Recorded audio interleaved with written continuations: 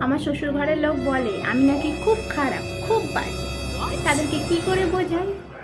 আমি খারাপ বলেই তো এই বাড়িতে বিয়ে হয়েছে। যদি ভালো হতাম তাহলে তো অন্য কারো বিয়ে হতো।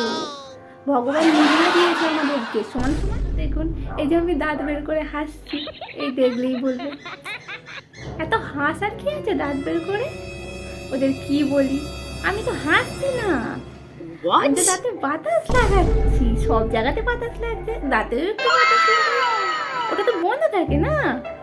আবার মুখ বন্ধ করে রাখলেও বলবে "হুম, কত অহংকার, অহংকারে মুখ দিয়ে কথা বেরোচ্ছে না।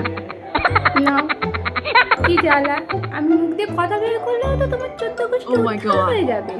তার থেকে ভালো না মুখটা বন্ধই রাখি। মুখ খুললেও দোষ, মুখ বন্ধ করলেও দোষ, কিছু তোমার ইচ্ছা মতো করতে পারবে না।